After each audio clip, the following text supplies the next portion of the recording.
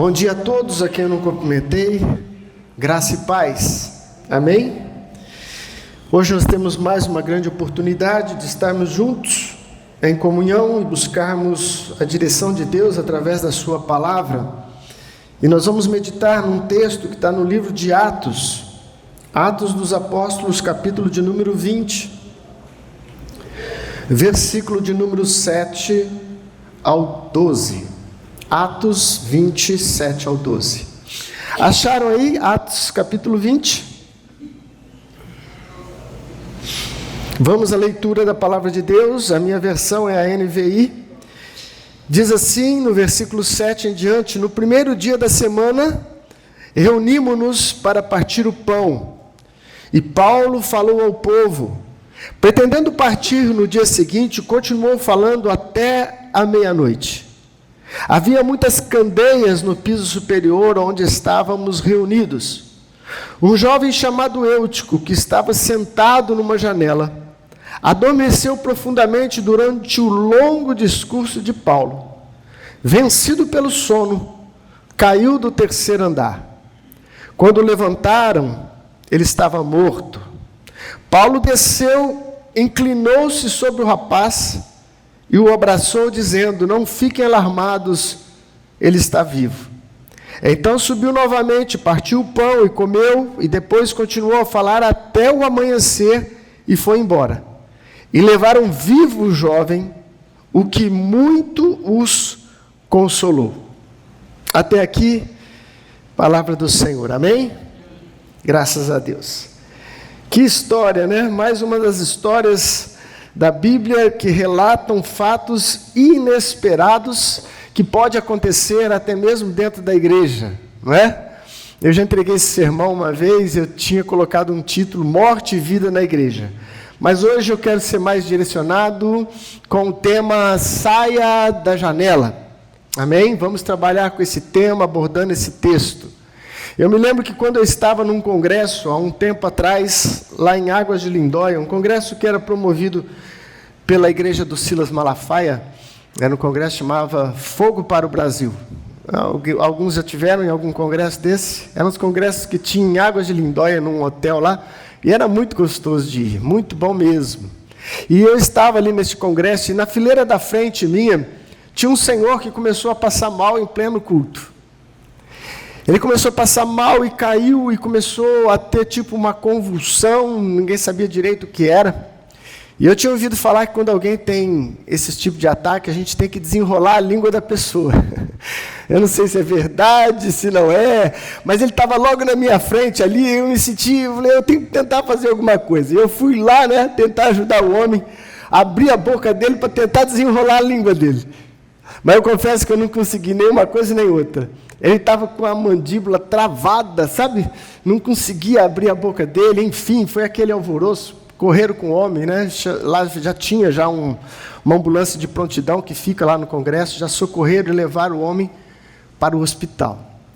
E aí nós estávamos lá no culto, né? Era no período da manhã, antes de encerrar o culto, Silas Malafaia pegou a palavra e veio trazer a notícia que o irmão que havia passado mal faleceu. O irmão havia falecido. E aí fica sempre aquela indagação, né? Faleceu no culto. E eu penso assim, mais cedo ou mais tarde todos nós temos que falecer. E eu acho que não é ruim falecer no culto, não é? O que vocês acham? Se tivesse que escolher onde você queria morrer? Morrer na casa de Deus, acho que é uma boa escolha. Eu acho que é uma boa escolha, morrer em paz, na casa do Senhor. Eu me lembro da irmã Lázara, lá de São Joaquim da Barra, que faleceu após a Santa Ceia.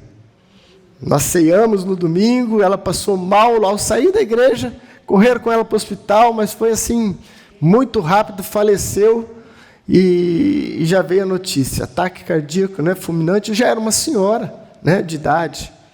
E esse também era um senhor, não é? Não estamos falando de uma morte prematura, mas talvez de um fato que segundo a onisciência de Deus, já deveria acontecer por esses tempos. E esse é um texto em que nós vemos também um caso de uma morte, um caso para a gente se pensar aqui em toda essa situação, porque a Bíblia diz que tudo que foi escrito para o ensino nosso foi escrito.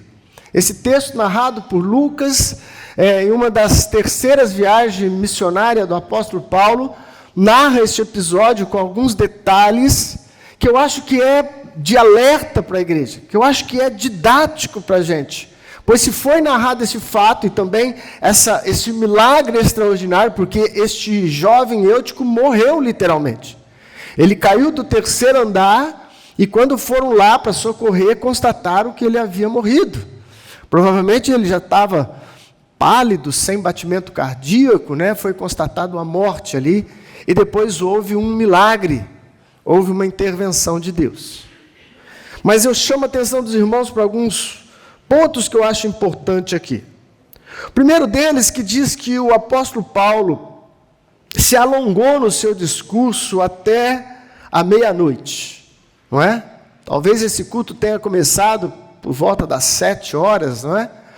E esse culto foi até a meia-noite. Se a gente pensar em 7, 8, 9, 10, 11, meia-noite, 5 horas de culto, né? Daria sono para muita gente, não daria? Tem gente dormindo em 1 hora de culto. Você imagina 5 horas de culto. Mas o detalhe aqui é que o apóstolo Paulo sabia que talvez essa seria a última oportunidade dele de ministrar àqueles irmãos. Ele já tinha consciência de várias profecias que foram dadas a ele, que quando ele chegasse em Jerusalém, ele seria preso, seria amarrado. Profetas profetizaram para ele de forma bem clara. Um deles pegou o próprio cinto de Paulo, amarrou na mão dele e falou: assim vai acontecer com você se você for para Jerusalém. E ele estava a caminho de Jerusalém. Ele estava praticamente passando pelas igrejas ali na sua terceira e última viagem missionária, quase que despedindo e dando suas últimas instruções. O detalhe que eu quero passar para você, a importância, é que nós nunca sabemos qual será o último culto do seu pastor. Não estou dizendo que eu vou morrer amanhã, mas, amados, o culto ele tem uma importância muito grande, porque às vezes pode acontecer algo extraordinário, que Deus havia determinado que acontecesse na sua vida em determinado culto. E quando a gente perde o culto, a gente pode perder uma ação de Deus em nossa vida. Por exemplo, lembra daquela cena do cego Bartimeu, que quando Jesus passou, ele começou a gritar: Jesus, filho de Davi, tem misericórdia de mim, Jesus, filho de Davi. E os discípulos o repreenderam, mas ele continuou a gritar até que Jesus se incomodou, parou, chegou naquele cego e a cura aconteceu na vida daquele homem. Era a última oportunidade daquele cego de encontrar Jesus ali em vida. Porque se você acompanha a caminhada de Jesus, depois de um dia ele já vai ser preso, já vai ser crucificado.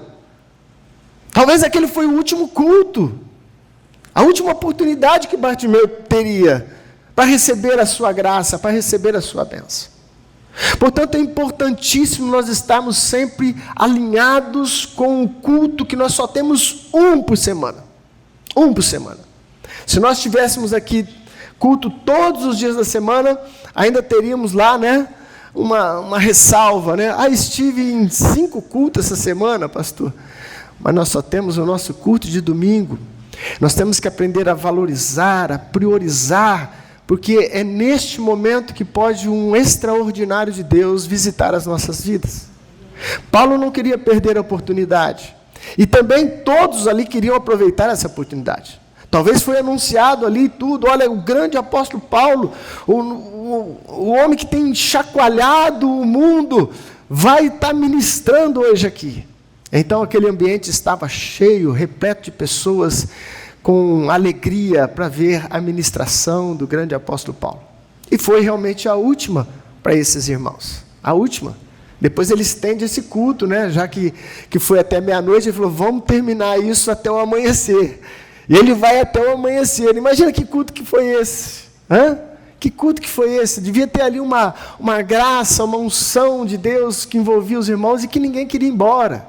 Ninguém queria ir embora. Culto bom é esse, que ninguém quer ir embora, né? Quando dá o horário assim, a pessoa fala: mas já acabou. Esse é o culto bom, onde Deus fala, onde a presença de Deus se manifesta. Portanto, meu irmão, valorize os momentos que nós temos de culto. Eu tenho visita em casa. A visita nas nossas vidas, amado, visita na casa de crente, tem que saber que domingo é dia do Senhor. A visita tem que saber, meu irmão, porque se a gente ficar preso na visita, a gente fica preso na visita, preso no aniversário, preso no casamento, preso na festa de 15 anos, e tudo isso vai tomando prioridade. As pessoas têm que saber, os nossos queridos têm que saber que nós temos um compromisso com Cristo, de cultuá-lo no domingo, quer seja pela manhã, pela noite, e se tiver visita, meu querido, vamos para o culto, porque domingo eu tenho culto. Quantos casamentos eu perdi quando eu fazia a obra lá na 2ª região, casamentos maravilhosos, assim, de gente importante, de festas exorbitantes, e eu estava fazendo a obra. Não, eu vou fazer a obra. Eu não consigo ficar muito tranquilo, não tendo ninguém para fazer, não é? Na época não tinha ninguém para fazer, tinha que ser a gente, então nós estávamos ali. Valorize o culto, meu irmão, aproveite o que Deus tem para a sua vida, em nome de Jesus. E neste culto acontece este episódio inusitado. Diz lá que tinha um jovem chamado Eutico. Esse nome Eutico, nós não temos como provar, mas era um nome próprio para escravo. A maioria dos escravos tinham nomes semelhantes a este, que significa agraciado, afortunado. Não se sabe se colocavam esses nomes no escravo como zombaria ou como profético, não é? Porque ele era um escravo, você é um afortunado por ser meu escravo, não é? Talvez Eutico fosse um escravo, naquela época tinha um regime de escravidão. Mas o que o texto informa, e nós temos que ser fiel ao texto, é que ele era um jovem que estava num culto, ambiente perfeito. O ambiente do culto não determina se você realmente está no culto. Você pode estar num ambiente maravilhoso, com um pregador tipo apóstolo Paulo, e ainda assim você conseguir ficar sem cultuar. Você pode estar com o seu corpo aqui, mas não está com o seu coração aqui. E aí você perde a oportunidade. Você perde a visitação do Espírito Santo. Mas este menino chamado Eutico, ele comete alguns erros. E apesar de estar num ambiente maravilhoso, aquele ambiente trouxe a ele morte. Por quê? Vamos analisar. Vamos aplicar essa palavra para a nossa vida. Vamos receber essa direção do Senhor aqui nessa oportunidade. Em primeiro lugar, a morte pode acontecer quando nós estamos em lugares indevidos. A morte pode acontecer quando estamos em lugares indevidos. E quando eu falo aqui de morte, eu quero que você amplie este contexto. Estou falando também espiritualmente, morte espiritual. Essa é a pior que tem, a morte espiritual. Porque a física, ela é um processo que se dará, mas a espiritual é por toda a eternidade. É por isso que Jesus, nos seus discursos, dizia de forma muito enfática que adianta o homem ganhar o mundo inteiro e perder a sua alma. O que ele pode dar em troca da sua alma? Não há compra, não há troca, não há barganha. Portanto, morte espiritual é coisa séria. E nós podemos morrer espiritualmente quando nós nos colocamos em lugares indevidos. Eu vou fazer uma conjectura aqui, não é? Como eu disse, quando o texto não nos informa, nós não podemos afirmar de forma categórica. Mas talvez Eutico fosse um daqueles adolescentes meio revoltados, meio rebelde. Eu não estou afim de ficar aqui não. Já que é para ficar, eu vou ficar na janela. Eu vou sentar na janela. Pode ser, não é? Pode ser que também não tivesse nenhum outro lugar, mas ainda assim estava errado sentar na janela.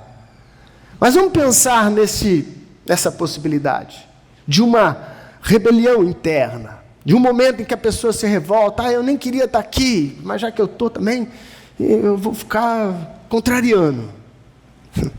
Eu vou ficar na contramão. Cuidado com lugares indevidos no seu coração, porque isso pode gerar morte.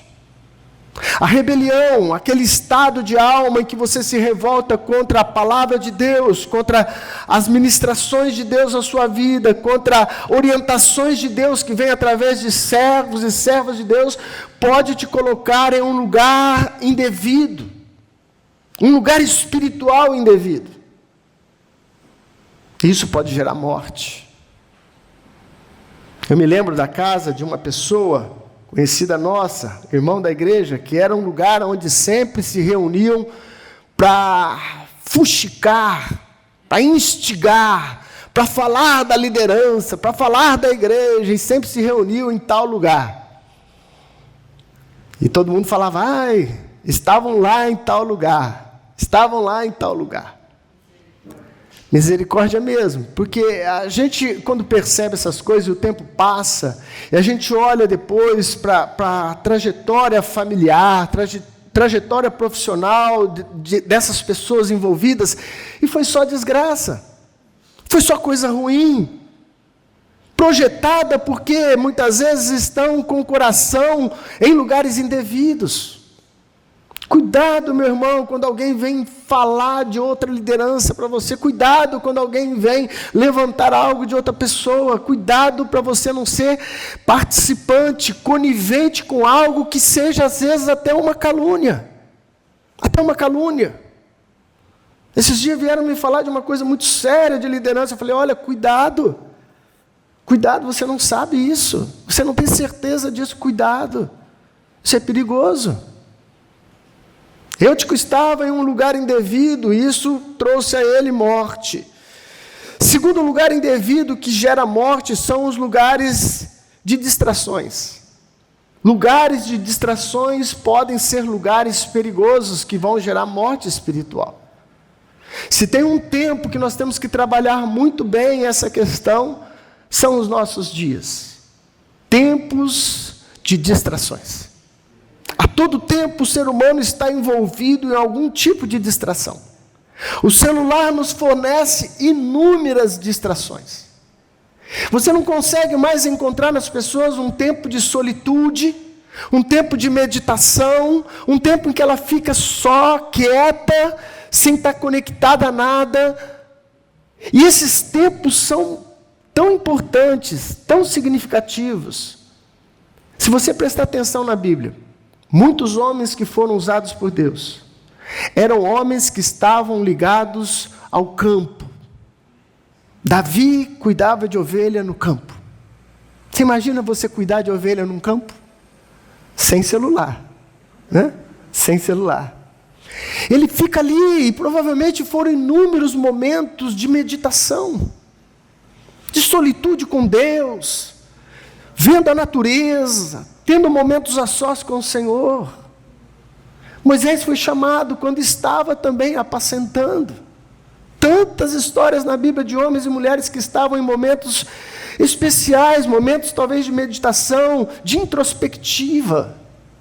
Mas hoje, preste bem atenção, o inimigo tem usado essa artimanha da distração como uma arma letal na vida dos crentes também. Tudo é distração, irmão. Todo o tempo que te sobra, você está lá subindo e descendo e rindo, e tem aquele menininho que ri, e você vê e ri também, e vai daqui, e vai dali. Não estou dizendo que não possa ter esses momentos, eu também, tem hora que eu quero rir um pouco. Mas não pode ser sempre, gente. Não pode ser sempre. As distrações são armas que podem gerar morte espiritual. Eutico então senta na janela. O que significa a janela, né? O que foi este momento na vida dele? A janela é uma questão interessante, não que seja pecado, né? Mas quem vai viajar de avião prefere sentar na janela. Vai viajar de ônibus, prefere sentar na janela. Por quê? Porque a janela te proporciona essa abrangência. Você está dentro do ambiente ali, mas consegue também ver o que está no ambiente de fora. Não é assim? No ambiente de fora. Eutico estava na janela. O ambiente de dentro era um ambiente provavelmente muito espiritual, muito sobrenatural, mas Eutico se dividia entre o ambiente santo e o ambiente de fora. Eutico se dividia entre ter a mente no santo e a mente lá fora.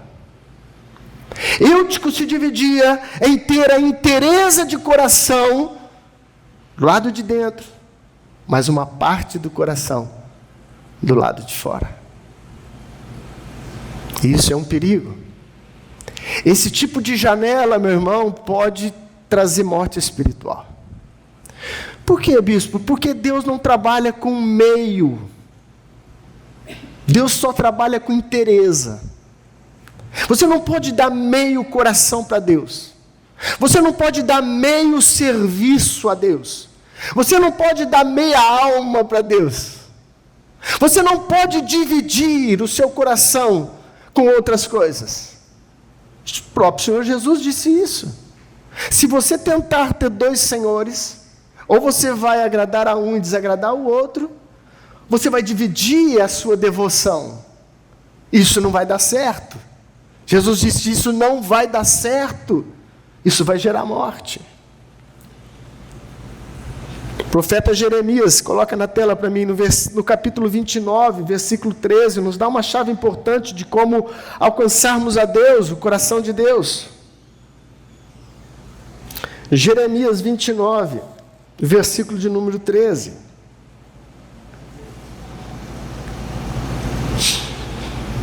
Na minha versão diz assim: vocês me procurarão e me acharão, quando me procurarem de todo o coração. Vocês me procurarão e vocês me acharão, se vocês procurarem com inteireza de coração, inteireza de alma, totalidade de ser. Portanto, as janelas que nos abrem podem gerar distrações tais ou divisões tais que geram morte espiritual. Morte espiritual. Se você ainda não está decidido, você está em cima do muro. Eu me lembro daquela história, não é? As histórias que servem para ilustrar. O cidadão estava em cima do muro e do lado tinha os anjos de Deus, que era o céu, e do outro lado tinha os demônios, que era o inferno. E ele estava em cima do muro decidindo. Ele estava como Eutico na janela. Eu gosto do culto, mas também gosto do carnaval que está passando ali agora. Eu gosto do culto, mas também gosto daquela briga que está tendo lá no bar. Vamos ver quem que ganha. Aí o cidadão estava em cima do muro. E do lado do céu, os anjos insistiam com ele. Meu filho, vem para cá. Aqui é vida eterna, aqui você vai ter paz, alegria, você vai ser pleno. Vem para cá, sai deste muro. Só que do lado do inferno ninguém insistia, ninguém fazia apelo nenhum. E esse rapaz ficou meio cismado, então já que o anjo estava ali insistindo, ele falou assim: seu anjo, faz favor, será que o céu é tudo isso de bom mesmo? Porque só está numa insistência aqui, mas do outro lado, o concorrente não faz nenhum apelo, não insiste, não me chama, não faz nada. Ele falou assim: não, meu filho, é que você não entendeu. É que o muro já é do diabo. O muro já está lá, meu querido. Quem está nesse lugar de divisão de alma já está lá. Porque Deus trabalha com o coração todo. Quando me buscar de todo o teu coração, de toda a tua alma, com toda a tua força, você encontra a graça de Deus. Você encontra a presença de Deus. Cuidado com as janelas. Ela se apresenta para todos nós. Ela se apresenta para todos nós. Inclusive, eu acho que o Flávio, que entende inglês, o Windows, acho que significa janela, né? Coincidentemente, ou também propriamente, né? Porque abre-se várias janelas, não é? Abre-se várias janelas no seu celular. Abre-se várias janelas nas nossas vidas. Eutico, sai da janela, Eutico. A morte pode acontecer, terceiro lugar, quando estamos em lugares perigosos. Lugares perigosos.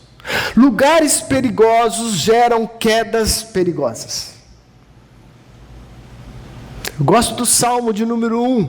O salmista fala assim, olha, bem-aventurado, feliz é o homem que não anda segundo conselhos dos ímpios, não se detém no caminho dos pecadores, e nem se assenta na roda dos escarnecedores.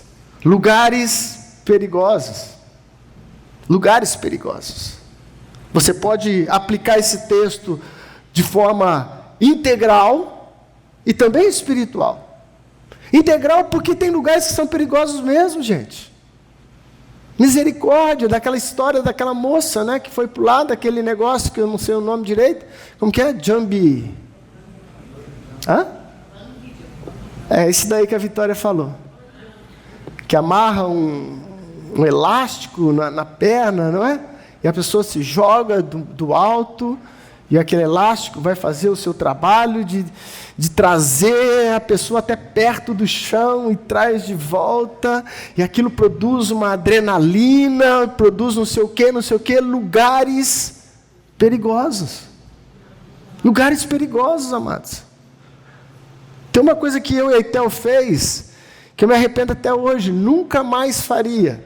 É verdade, nós fomos na Argentina, na época, foi até com o pessoal da igreja, um projeto do bispo, de alcançar lá e fazer uma parceria com umas igrejas da Argentina. E lá tem um zoológico de animais selvagens, segundo eles, domesticado, que você podia entrar e alisar o leão, o tigre. E nós entramos, gente, você acredita? Entramos numa jaula cheia de tigre. E tinha um homem lá dentro, né? um domador lá, né? Mas esses tigres não estavam dopados, não, porque o pessoal fala assim, não, eles dopam esses animais, eles ficam mansos e tal. Na do leão, acho que estava. Nós entramos na do leão também. A do leão, ele estava sentadão assim, e eu fui bem de mansinho assim, passei a mão nele assim, ó, no leão. Mas nos tigres não estava. Os tigres pulavam para todo lado assim, e subia na jaula, e nós entramos ali dentro. Eu dei leite, tem uma foto minha, depois eu vou mandar uma foto para vocês, eu dando leite na mamadeira na boca do tigre.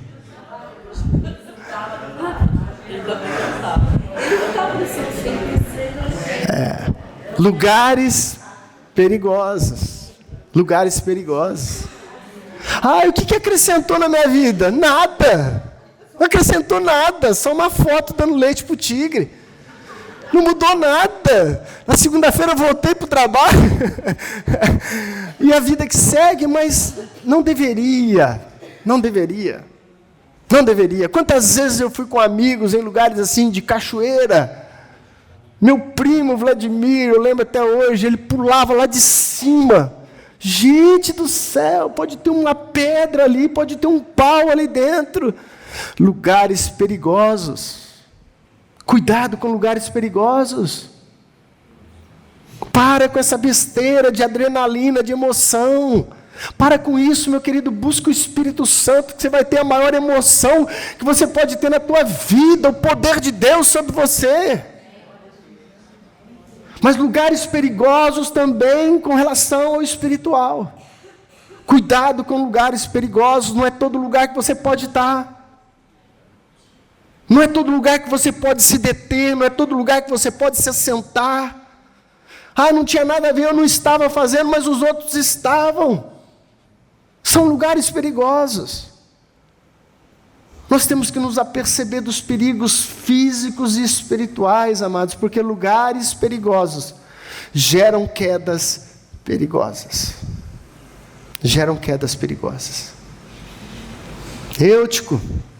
Sai da janela, Eutico. 3 coisas para nós finalizarmos. Que pode acontecer como um renovo, uma renovação, um renascimento. Porque esse jovem cai morto devido à sua imprudência, devido a alguns aspectos que nós já abordamos. Mas a vida volta. A vida volta.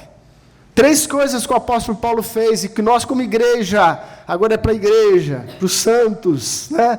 Para todos nós que dizemos ser ministros. Primeira coisa que Paulo faz, e diz lá o texto, e descendo, eles estavam no 3º andar, não é? 3º andar é uma queda bem alta. Para subir um terceiro andar, não havia elevador, a escada para subir é sempre mais custoso. Para descer, precisa tomar decisão.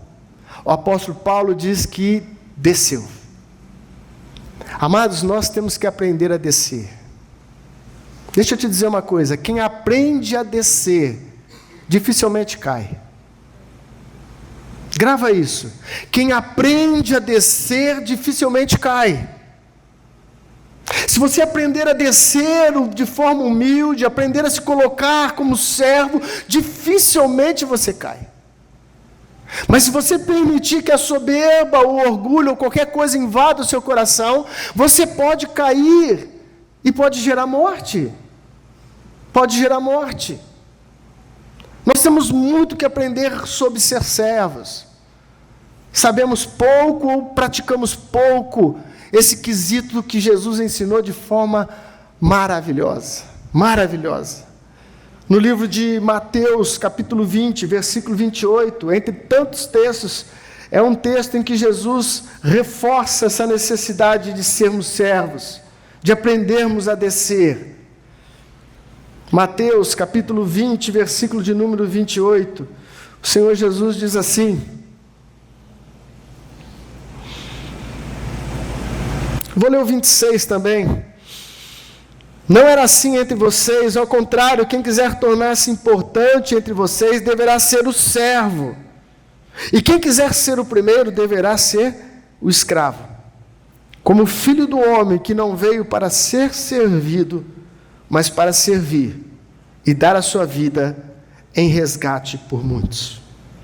Se tem alguém que nós podemos olhar com todo o apreço e com toda a instrução com relação a servir, é o Senhor Jesus. Porque apesar dos outros apóstolos também terem vivido esse proceder de servo, de servir, Jesus era o Deus encarnado. Em Jesus você vê a perfeição de realmente ser servo.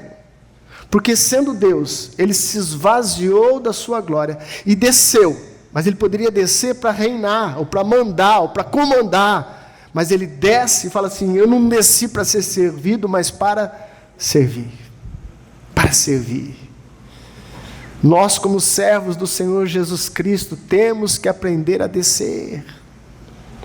Descer no serviço, descer na humildade, descer no nível das pessoas que estão ao nosso redor. Nós não somos melhores, amados. Nós não somos melhores. Uma definição que eu não sei se foi Billy Graham quem disse, ou alguém disse de forma muito sábia. Ele disse: evangelismo é um mendigo avisando para outro mendigo aonde encontrar pão. É isso. É o que somos. Servos, dependentes da graça. Cuidado, meu irmão. Quanto mais alto a gente sobe, maior é o perigo da queda. Suba, faça o seu melhor, cresça, desenvolva, avance, mas aprenda a descer. Vou repetir para você: quem aprende a descer, dificilmente cai. Amém? Segunda coisa que o apóstolo Paulo faz, então ele desce, diz o texto que ele então se inclina. Ele se inclina no nível daquele jovem Eutico. Se inclinar é ter compaixão. Ter compaixão é se colocar no nível da outra pessoa. Nós, como igreja, temos que ter compaixão e aprender a se inclinar no nível das pessoas que nós queremos alcançar. Se nós chegarmos para elas de cabeça em pé, como alguém que é santo, que é puro, você não ganha o coração dessa pessoa. Você tem que ser santo, mas tem que aprender a se inclinar. Jesus Cristo era um homem que viveu compaixão. Aquela cena da multiplicação dos pães, quando eles estavam no deserto, diz o texto que Jesus viu aquela grande multidão e teve compaixão. Compaixão. Compaixão é se colocar no mesmo lugar. É tentar imaginar a dor daquela pessoa. Isso é compaixão. É uma pessoa que andarilho, que está sempre ali próximo do meu ambiente de trabalho. E eu sempre que possível passo lá e está lá na esquina e chama Denilson. Denilson, já almoçou hoje? Não almocei não. Eu falo, não, então eu vou buscar uma comida para você. Sexta-feira eu passei, ele estava lá. Falei, Denilson, já almoçou hoje? Não almocei não. Eu vou buscar uma comida para você. E eu esqueci. Na correria, eu esqueci, estava correndo atrás de caminhão, disso daqui. Aí sábado agora eu fui no posto cedo, quem está lá? O Denilson. O Denilson me deu uma dura. Chegou em mim e falou assim, eu fiquei te esperando, você falou que ia levar a comida. Falei, Denilson do céu, me perdoa, esqueci, Denilson. O que você quer? Quer um pão de queijo, quer um café? Não, hoje eu não quero nada. Hoje eu tenho uma mortandela aqui. Nós temos que nos inclinar, amados, e tentar pelo menos sentir um pouco o estado das pessoas. O estado delas. Ter compaixão, se colocar no lugar. E tentar de alguma forma ser mais Jesus. Ser mais Jesus. É isso que somos, cristãos. Pequenos cristos. Amém, igreja? E em terceiro e último lugar, para que haja ressurreição, renovo, para que nós possamos levantar aqueles que caem. Diz o texto que então o apóstolo abraçou aquele jovem. O texto diz que os homens que desceram lá falaram, ele está morto. Ele morreu. E ninguém quer mais abraçar quem morre. Sim ou não? Não gostamos de abraçar quem morre. Os vivos, dependendo deles, nós ainda damos um abraço. Vem cá, meu irmão. Dependendo ainda, hein? Tem irmão que você não abraça mais com aquela graça toda. Mas morto ninguém quer abraçar. Morto espiritual ninguém quer abraçar. Pessoas que estão caídas, pessoas que desviaram, pessoas que saíram do nosso convívio, pessoas que mudaram a cabeça, que viraram a cabeça, que mudou o coração. A gente tem um pouco de resistência, não é? Não está mais comigo, não está mais na igreja, não está mais. O apóstolo Paulo desce, abraça o morto. E ele fala assim em outras versões, a alma dele ainda está aqui. Nessa versão nossa diz que ele ainda está vivo. A alma ainda está lá. Sabe, amados, as pessoas que caem ainda têm alma. As pessoas que caem ainda têm alma. E Deus morreu para salvar cada alma. Cada alma. Nós como igreja temos que alertar acerca dos perigos da janela, temos que dizer para o Eutico, sai daí, Eutico. Mas se por um acaso ele insistir e ainda cair, nós temos recursos para buscar. Nós temos que descer, nós temos que inclinar, nós temos que abraçar. Só assim vai trazer vida de novo para os caídos. Só assim. Com discurso nós não conseguimos. Com sermão, dificilmente. Com exortação, dificilmente. Paulo não desceu e falou, está vendo, Eutico? Quem mandou você ser teimoso? Quem mandou você ser rebelde? Quem mandou sentar onde não podia? Quem mandou ficar na janela? Não. Ele chega e abraça. Cientistas descobriram que num abraço, você libera ocitocina para a sua vida e para a vida de quem você está abraçando. Ocitocina é um hormônio que traz prazer, que traz contentamento. Cientistas descobriram que num abraço você consegue reduzir o estresse. Olha só, gente, terapia, hein? Terapia fácil. Num abraço você reduz o estresse. Diminui a pressão arterial. Aqui é ciência, tá? Diminui a pressão arterial. E sabe o quarto ponto, e talvez o mais importante? Melhora a autoestima. Quando você abraça alguém, que realmente, abraçar com carinho, com amor, você está dizendo para aquela pessoa, você tem importância. Não está mais no meu círculo, não está mais com as minhas versões, com a minha conceito de vida, mas você ainda é importante. Igreja, vamos abraçar os que estão caídos. Vamos abraçar aqueles que por algum motivo estavam conosco e por algum motivo a janela levou a mente, levou o coração e eles estão caídos. Pode ser que estão mortos espiritualmente, mas há vida no corpo de Cristo, amém? Há vida, porque nós levamos a vida que é Jesus. Nós temos que levar esse Jesus. Essa é a nossa principal função. Você não foi salvo somente para ir para o céu, porque se fosse para ir para o céu, você era salvo e já ia. O Senhor já te levava. Você é salvo para ir para o céu, mas até então, para levar quantos mais possível junto com você, junto conosco, para as moradas celestiais, onde o Senhor tem preparado para aqueles que o amam. Posso ouvir um amém? Vamos ficar de pé em nome de Jesus e nós vamos estar orando. Quem sabe, meu querido, você hoje veio esperando algo diferente no culto e o Senhor falou ao seu coração.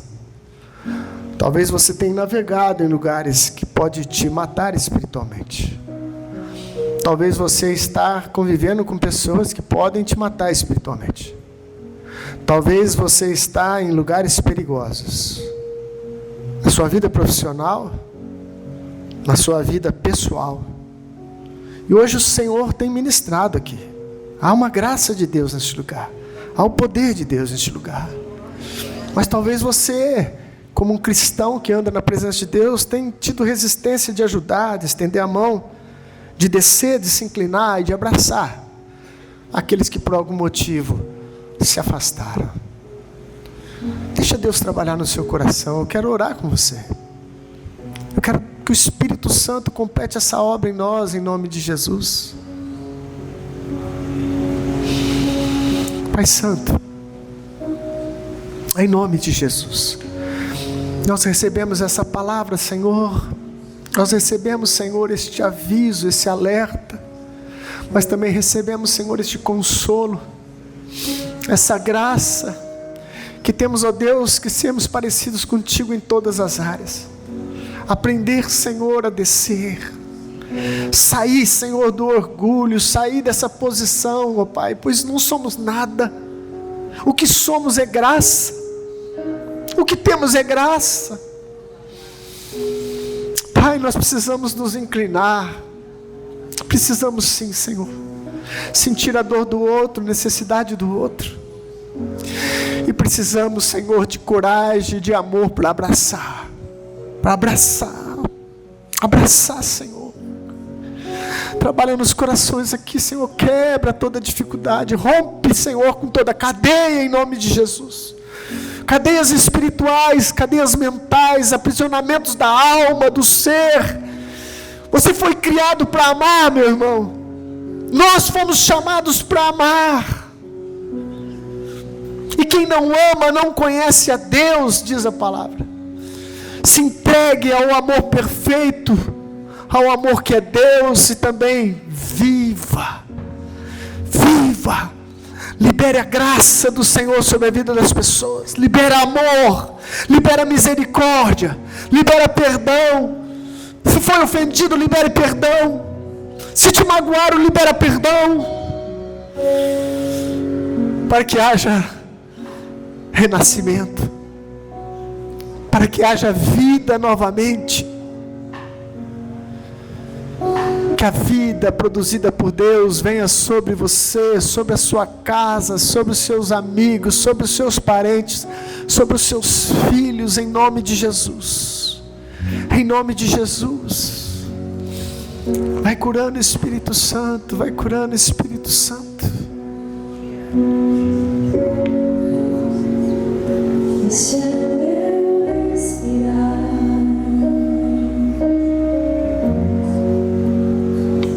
Deixa eu respirar. Teu Santo Espírito vivendo em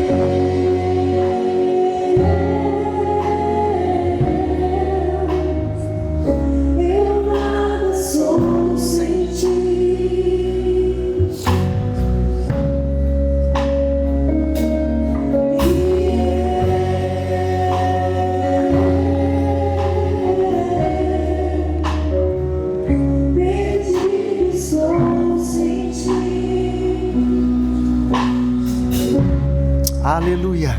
Obrigado, Jesus, por este momento. Liga a tua mão para o céu. Que o grande amor de Deus Pai, a graça do nosso Senhor Jesus Cristo, a doce presença do Espírito Santo esteja conosco, com todo o povo de Deus, hoje e para sempre. Amém. Deus abençoe a sua vida. Bom domingo, em nome de Jesus.